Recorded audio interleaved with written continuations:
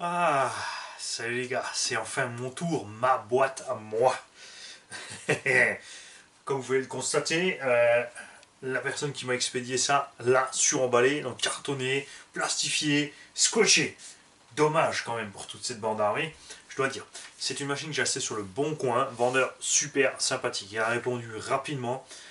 Tout de suite, il a proposé qu'on s'appelle, on s'est appelé, on s'est échangé les coordonnées. Bon, moi je suis pas le gars qui traîne quand je veux un truc, je le paye, c'est comme ça.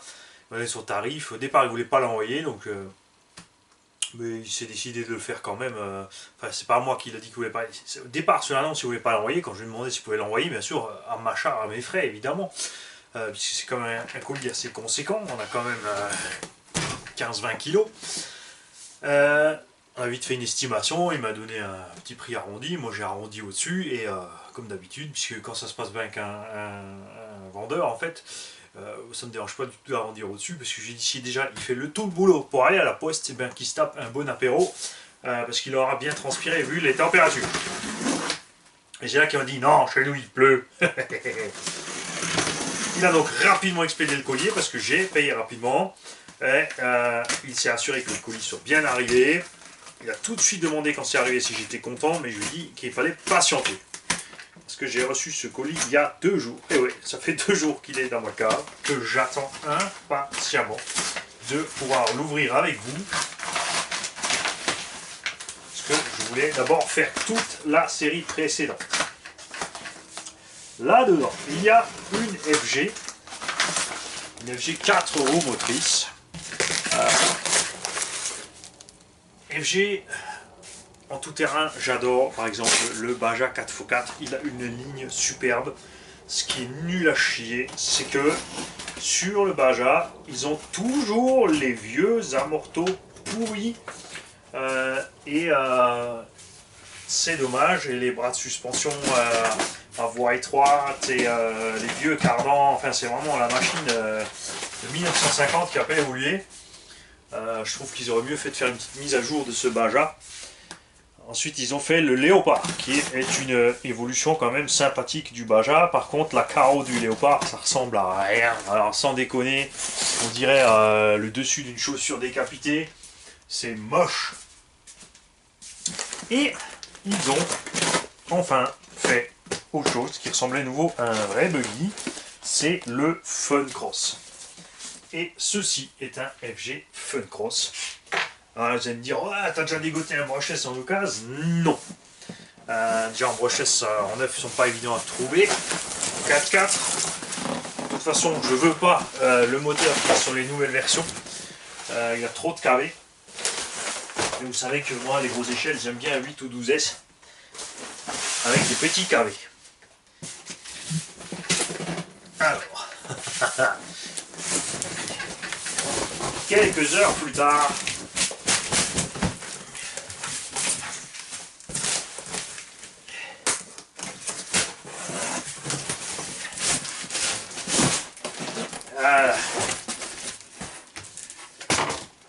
voilà. Donc, Christophe a appelé dès qu'il a vu que le suivi avait indiqué que l'engin est arrivé chez moi. Pour s'assurer que le carton est arrivé bien entier. Il m'a mis tout le matériel qui traînait encore chez lui qui allait avec. Christophe fait aussi du brushless. Et il m'a annoncé d'ailleurs qu'il voulait vendre un Gamma A8 Truggy bientôt sur le Bon Coin. Donc si vous voyez une annonce de le gars sur le Bon Coin, moi je vous dis une chose les mecs, foncez les yeux fermés. Vous l'appelez, parce qu'il indique son numéro de téléphone dans l'annonce, et vous faites ça de vive voix avec lui. On a donc des cadres. La différence entre l'avant et l'arrière, c'est que l'avant est plus court, l'arrière est plus large. Ça m'arrange, puisque j'ai des élargisseurs sur, où est-ce qu'il est passé, ma piste ici, mais les élargisseurs n'ont pas les voies étendues, ce qui fait que l'écrou n'a pas suffisamment de place pour être fixé comme il faut. Un arbre d'entraînement avec son pignon. Ça c'est la partie en fait qui part. Vous avez le moteur ici, le pignon moteur, la couronne, et hop, l'arbre d'entraînement qui va sur le différentiel arrière. Fusée avant. Les roulements FG aussi qui sont énormes, qui sont de très bonne qualité. Des anciens sont ici à bague métal, mais franchement ils craignent pas la flotte. Et les nouveaux sont aussi avec les bagues nylon. Des bras supérieurs, ça c'est la grosse différence avec le Baja, c'est que le Baja a cette partie là qui est beaucoup plus courte. C'est la même partie ici, la même partie là, mais la tige filetée est plus courte. Un diff complet, ça m'arrange puisque j'ai toujours pas changé le diff de ma piste qui serait temps de changer. Après il serait temps de changer, non, j'ai fait un petit bricolage, souvenez-vous quand j'ai démonté parce que j'avais pas les pièces, on a remonté ça avec, on a coupé, on a mis les écrous de stop autrement et bon ça marche à merveille, hein. 20 packs dans la tronche en vitesse, toujours pas de dégâts. Ah j'adore ça, il y en a de partout, il y en a de partout. Des bras de suspension qui sont donc plus longs forcément aussi que ceux du FG Baja et du Marder. Ce que j'aime beaucoup aussi c'est la multitude de points d'ancrage ici, des suspensions. Parce que j'ai bon espoir que ce buggy ait un meilleur comportement que le DBXL. C'est pour ça que je l'ai pris, on va pouvoir comparer les deux. Ben dis donc Christophe, quand tu m'as dit il y a une tonne de pièces, tu m'as pas menti. Hein. Parce qu'après, il y a des gens, quand ils se téléphonent pour des annonces comme ça, ils veulent tout le détail des pièces, ils comptabilisent, et quand ils reçoivent, ils font le décompte pour voir s'ils ne sont pas fait voler d'une pièce, ouais.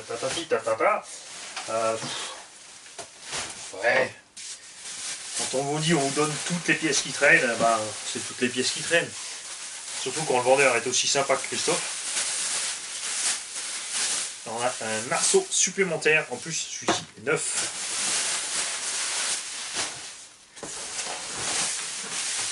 Bon, seul inconvénient, hein, c'est que ça pue d'essence. Et le aileron, beaucoup plus petit que ce qu'on peut trouver sur le Losi. Par contre, celui-là, t'as vu Losi? C'est pas la classe ça? Putain, je vais te mettre tout ça de côté parce que je vais arriver à la machine et il va me falloir de la place pour la machine. Donc, s'il y a ici des câbles et des fusées, il y a de fortes chances qu'en fait j'ai sur la machine des pièces options. On a plein de roues. Ah, c'est le picot. Donc différents modèles. Il y a un truc que je voulais voir avec la taille. Ce qui est dommage sur ce FG Fun Cross, enfin globalement sur les Baja ou autres, c'est la taille des roues qui sont beaucoup trop petites par rapport à la taille de la machine. Ça donne des roulettes ridicules en fait. Ce qui est bien, c'est que ces roues sont légères, que les carrés FG se montent sur un truggy. On peut donc mettre ces roues tranquillement sur un truggy et se retrouver avec des roues de truggy indestructibles. On a des roues pistes.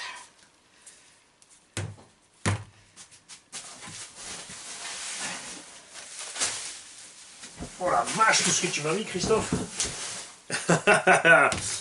Encore des roues. Donc ça, c'est les mêmes picots que ça. Ça, c'est ça.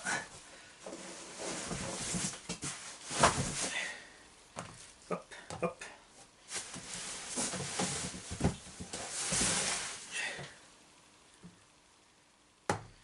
Voilà, on y arrive. Donc 4 trains de pneus parfaitement utilisables. Le truc qui me fait tout le dégérer chez FG, le pack NIMH pourri fixé sur le petit rail. Ça c'est un truc...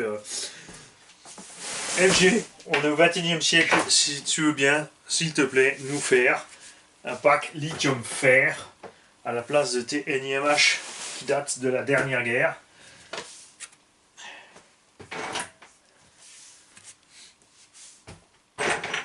Voilà. Alors, qu'est-ce qu'on a là-dedans? Ah, la radio. Alors, il n'a pas la radio d'origine, parce qu'il y avait un souci avec la radio d'origine qui n'a pas été remplacée en garantie.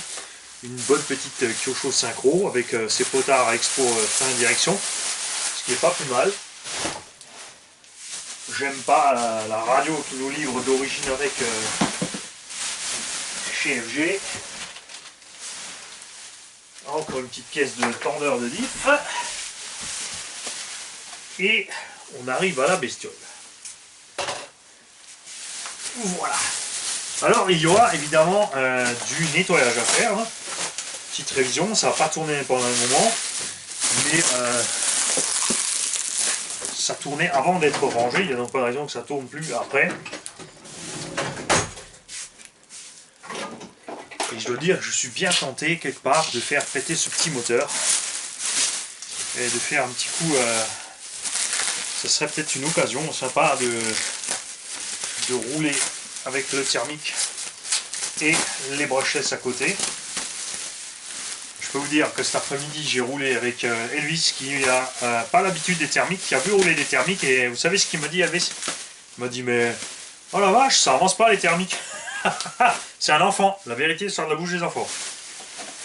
Il n'avait pas vu rouler de thermique, là il les a vu rouler par rapport à son Clayton, et puis il s'est dit que je comprends pas ce que certaines personnes font comme flanc avec leur thermique. Il a dit à part du bruit, être coincé contre les arbres parce qu'il n'y a pas de marcheur et compagnie, c'est pas super. Voilà. Alors moi, quand j'achète une occasion, soit c'est une occasion qui a un certain prix, il faut qu'elle soit nickel et donc je la veux nickel, soit c'est un prix tout à fait acceptable, comme a fait Christophe ici, et donc je ne vais pas chipoter.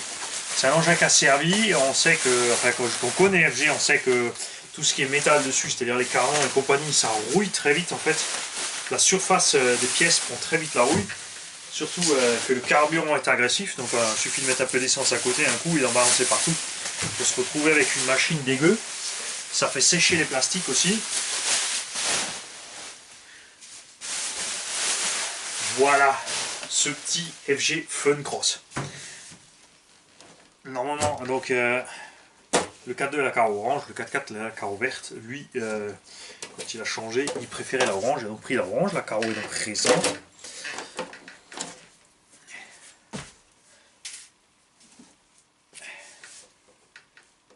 Alors, ce que je vérifie toujours, c'est que si les amortos sont bien libres en haut, si vous serrez trop les amortisseurs sur les tourelles ici, ça c'est aussi en 8e, hein, vous écrabouillez en fait l'amorto et il ne peut plus circuler en fait. Il n'est pas libre, s'il n'est pas libre, il a un problème. On va donc ici les libérer.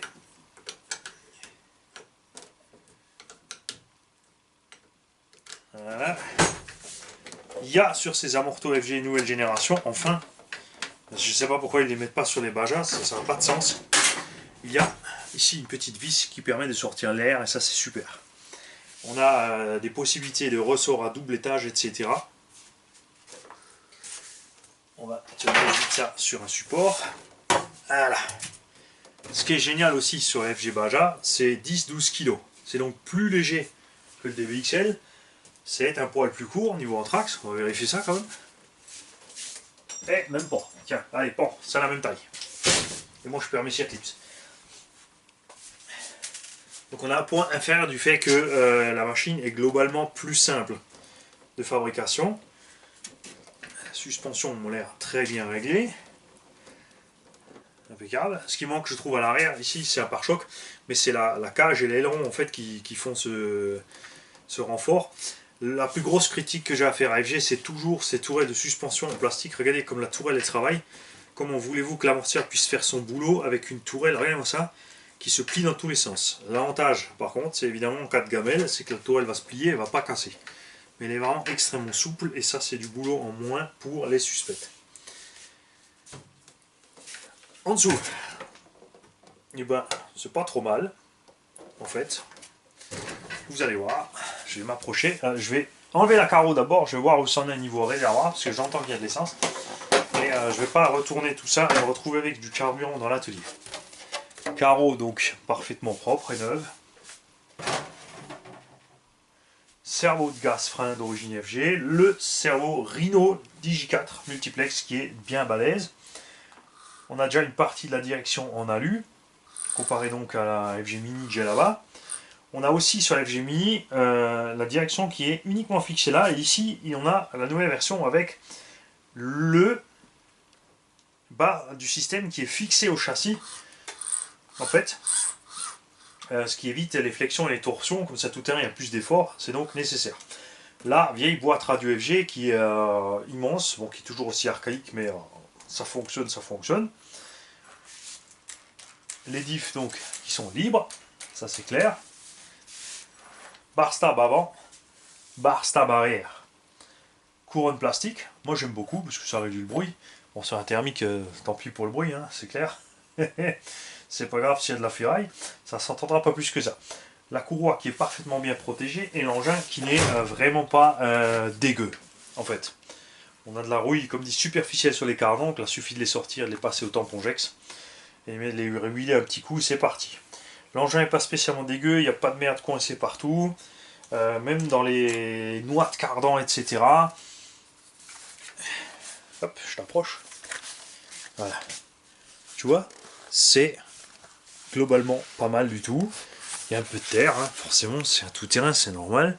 En plus, il m'a prévenu qu'il fallait faire un petit nettoyage. Chez FG toujours, on persiste avec les cruciformes. Il y a encore de l'essence dans le réservoir.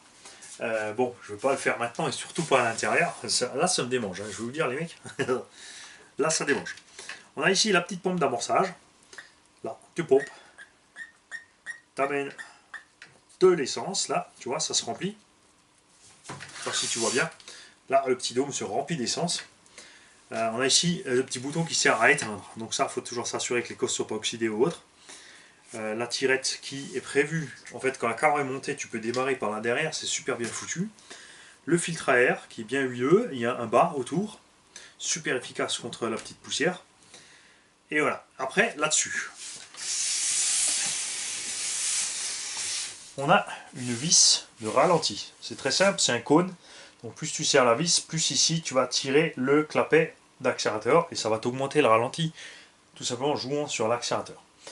Tu as une vis de richesse et une vis de reprise. La vis de richesse, si tu es trop pauvre, tu cales tout le temps. Si tu es trop riche et trop gras, tu consommes trop, tu fumes beaucoup. Ça nuit aux performances. D'un autre côté, être trop riche, c'est bien sur des petits terrains et ça diminue aussi, enfin ça influe aussi un peu sur la montée en température du moteur. Pas trop en deux temps, mais surtout en nitro. Et le pointeau de reprise, en fait, c'est le moment, en fait, tu as un moment où le moteur monte dans les tours un peu, et ensuite il y a un moment où le moteur arrive dans les méga tours. Entre ces deux, il y a un creux. Si tu fais mal tes réglages ici, sur ces vis, et ben tu vas avoir un trou. C'est-à-dire qu'il va partir, il va finir, il va caler. Ces réglages se font toujours à chaud. Ça veut dire, tu démarres ton engin. S'il est mal réglé, tu te démerdes pour le démarrer. C'est-à-dire, soit il faut jouer un petit peu sur la richesse, le ralenti ça sert à rien pour changer le machin, le pointeau non plus, puisque c'est uniquement pour démarrer. Le pointeau de reprise, tu touches pas. Donc éventuellement, le truc le plus con à faire, toujours en thermique, en fait, c'est pas très compliqué, c'est tu laisses ta radio éteinte. Si ta radio est éteinte, rien ne peut interférer sur ton électronique, il n'y a donc pas de coups d'accélérateur qui peuvent arriver inopinés. Donc tu mets ta voiture sur cale, tu enlèves tes roues pour être sûr, ou tu laisses tes roues si tu es sûr de ta cale. Tu mets, en fait, tout simplement, ici, manuellement, mi-gaz.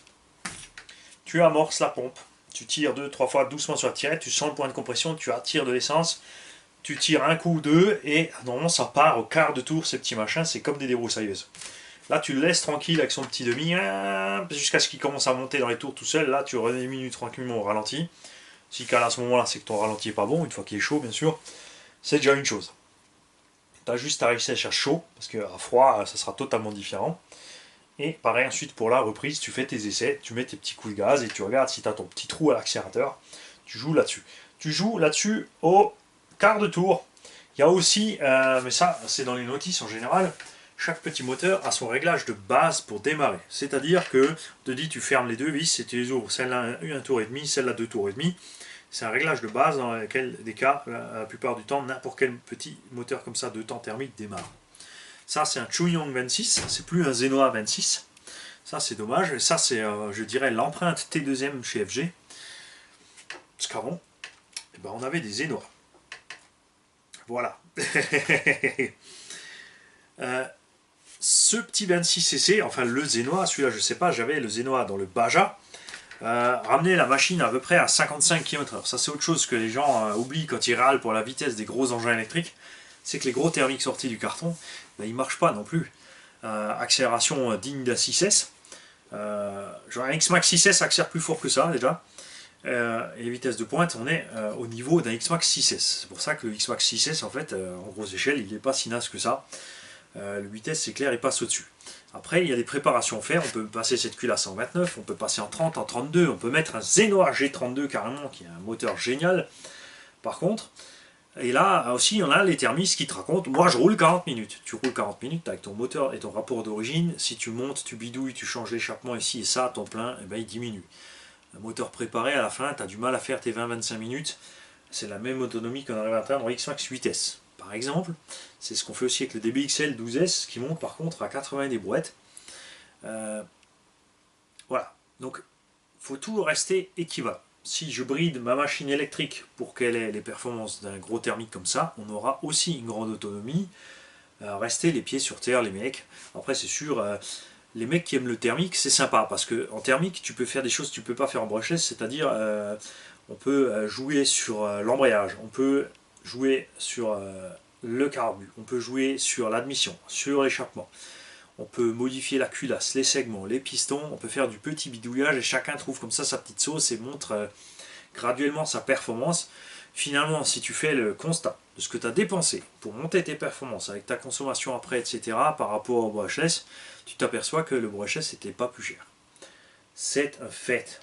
De toute façon, les fabricants de jouets RC savent qu'on est des grands enfants et qu'on va foncer dans le tas quand on peut faire des petites modifs à la noix, même si elles servent à rien, juste pour dire moi je l'ai fait. Alors moi, franchement là, comme il y a du carburant dedans, là, ça me démange. Ça me démange.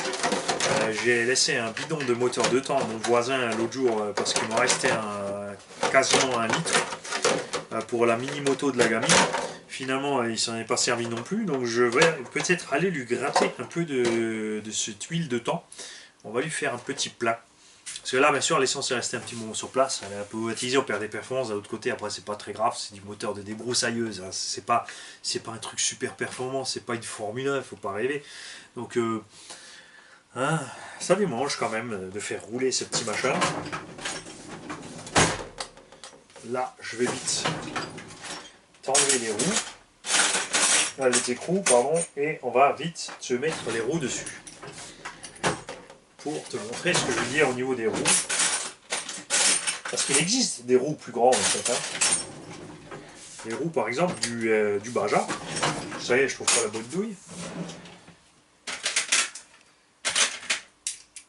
Voilà. Les roues du FG Baja sont super. Par contre la qualité n'est pas top. Donc on va se trouver d'autres roues à monter là-dessus. Mais d'abord, on fera bien sûr quelques essais avant de faire tout et n'importe quoi. Ce que j'aime aussi sur ce Fun Cross par rapport au Baja, c'est que le Baja a une voie plus étroite et le souci, c'est donc qu'on a un débattement de suspension hyper méga limité. C'est carrément nul parce qu'il est encore plus bas que le Losi DBXL. Là, le Losi DBXL a une bonne garde au sol. Le problème, c'est qu'il a cette garde au sol quand il est en haut. S'il est mou pour naviguer entre les deux, comme j'aime bien rouler en tout terrain, c'est-à-dire avec une énorme souplesse, on a le châssis qui va très vite par terre. Et ça, c'est pas cool. Surtout avec le poids qu'il a. On a les 15-16 kg là, c'est dommage. Celui-ci, on a les points d'ancrage là, ils sont mini.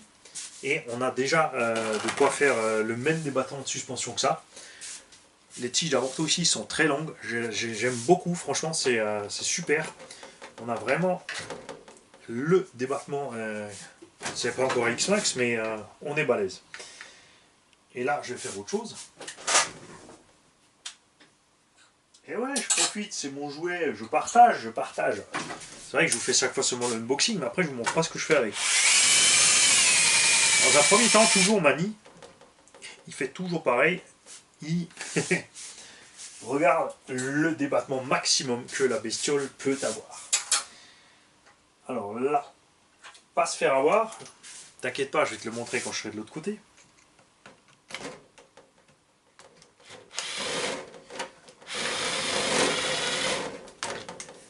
Voilà. Sur CFG, il y a quelque chose que tu n'as pas sur les autres machines. Tu as évidemment la vis de butée pour brider le chemin de suspension. Et, pas à l'arrière, mais à l'avant, tu as une deuxième vis en dessous. C'est-à-dire que tu peux brider, en fait, ici, tu vois, tu peux brider le débattement mini et le débattement maxi. Tu peux régler les deux, en fait. Tu as deux vis de réglage. Et ça, c'est pas mal, ça évite de s'amuser à foutre un tube sur la morteau. Voilà, et là, je vais te libérer les deux côtés. Alors... on peut même encore aller plus loin. Alors là, par exemple, j'ai le petit cache à l'arrière. À l'arrière, on ne sait pas à quoi il sert. Alors à l'avant, je suis bien d'accord, parce que ça évite les projections.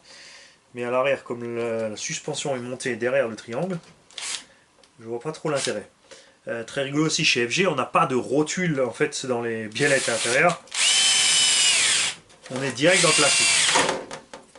Ça, c'est quelque chose qu'ils auraient pu faire mieux.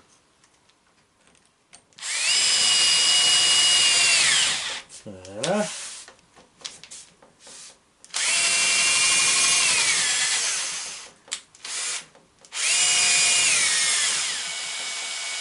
Alors, pensez-y, quand vous augmentez votre débattement, il faut vous assurer que l'angle, quand on est à fond, il faut s'assurer que le cardan soit libre, qu'il n'y ait pas les axes de cardan qui tapent contre les fonds de gorge, et que les axes de cardan aussi ne sortent pas des têtes, parce que sinon vous allez, c'est possible sur un choc, de perdre le cardan. Voilà, donc déjà là on est pas mal. On va l'augmenter aussi devant.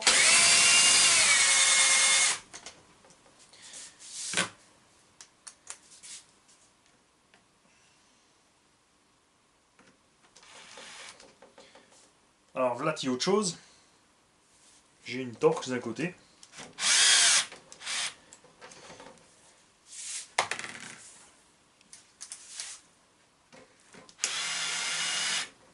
Voilà. Puis on profite, hein. Il est tard le soir, on est entre nous.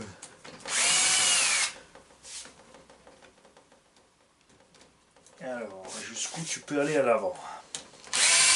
Par contre, c'est frustrant quand la suspension avant monte plus loin que la suspension arrière. Ça, c'est con.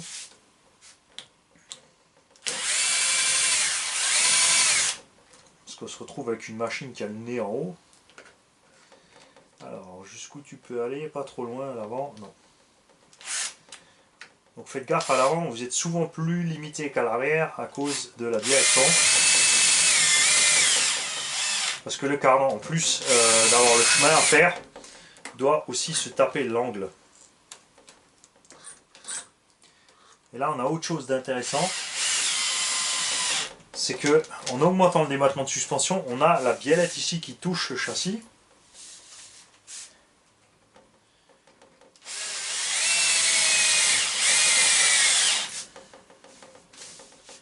Et là c'est pareil, hein. Si tu serres trop en bas, vu qu'il n'y a pas de rotule dans le train, tu bloques l'embase de l'amortisseur, ça va bloquer en fait le fonctionnement de la suspension. Voilà. Mais ça c'est des choses qu'on vérifiera après sur le terrain. Alors, je vais y coller les roues. C'est lesquelles les plus grandes? Ouais, c'est rikiki, hein, c'est dommage. Ouais. Ça va pas, je trouve, avec le look de la machine. Je trouve que ces roues sont vraiment trop petites.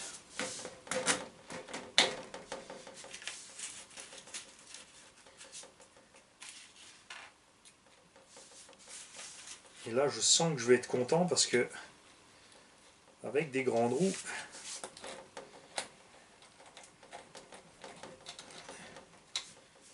je le sens avoir une bonne garde au sol.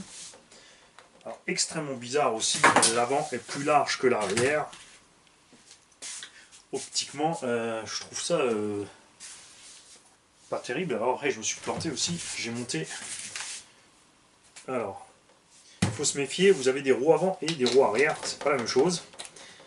En fait, pour compenser la largeur à l'arrière, vous avez des jantes avec beaucoup plus de déport. Et je viens de monter deux avant. Bien, Mani, bien. Et c'est encore.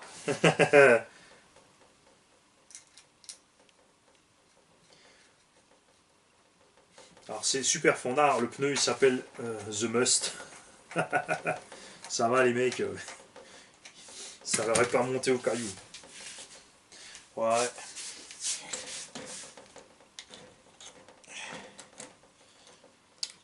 Alors moi quelque part j'ai des élargisseurs, il me semble.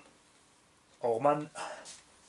Eh ouais, ah oui, non, vous pensiez que Mani avait pas de matos pour les thermiques en stock. Mani il a un tas de trucs en stock.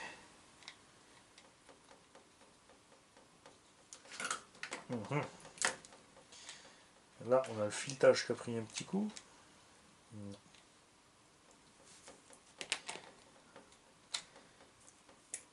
Bon. Voilà.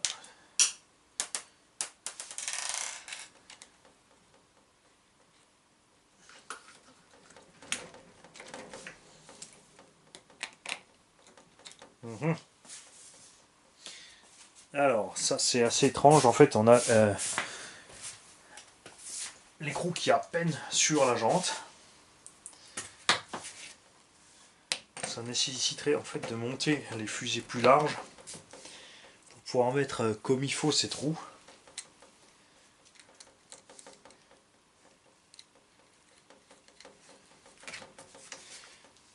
Ça y est.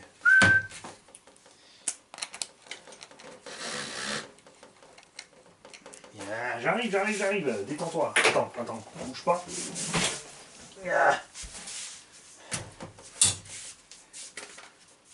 Qu'est-ce qu'on a fait du béquet? Béquet Yetu. Voilà. Le béquet est réglable en plus dans tous les sens. Ça c'est cool aussi.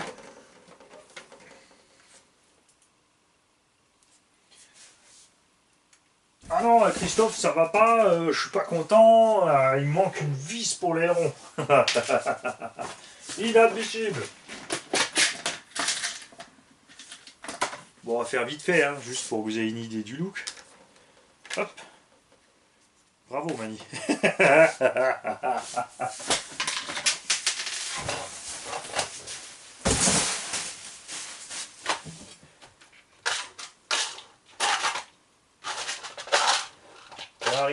J'arrive, mon gars, détends-toi. Alors, ouais.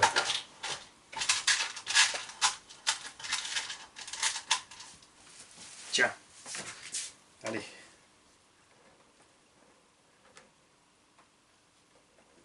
Tu veux de la cruchy, je vais te mettre de la cruchy.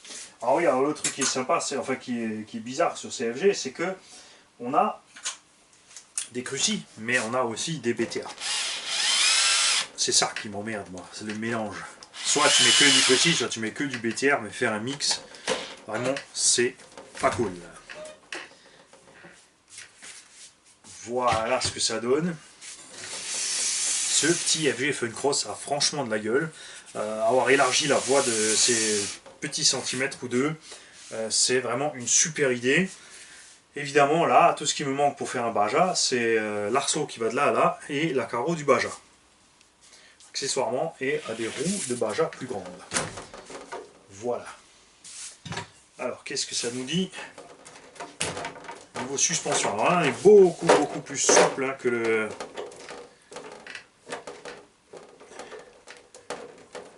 Losi. On n'est pas plus haut. On a donc le même constat. Après, un cinquième, c'est vrai que ça évolue souvent sur circuit. Ces engins ont donc des débattements de suspension prévus pour les circuits. Il n'y a donc pas besoin de masse de débattement. Mais moi, j'aime avoir mon petit débattement libre. Déjà là, je suis très content de ça. Ça me plaît beaucoup. Donc je pense à l'arrière, on va acheter les amortos, les options ressort 2 étages qui vont bien. Évidemment là aussi on a changé l'angle des suspensions, donc le comportement est différent aussi. On a une garde-sol correcte. Et là il y a le moteur, il y a un peu de carburant, il y a tout. Ça me plaît bien. Ça fait vraiment un gros méchant buggy. Et là on a les petits trous. Si je mets des roues de cette taille dessus, ça va être nettement mieux, c'est clair. Voilà. Donc il n'y a plus qu'à attendre demain. Voir si la bestiole démarre. Et on fera un petit tour en thermique si ça me prend. Et ensuite, on fera la petite modif à la RT Garage comme d'habitude. Vous vous en doutez bien de ce qui va arriver à ce petit monstre. Il y a beaucoup de place là-dedans. J'ai déjà du support, j'ai déjà du moteur, j'ai déjà du vario.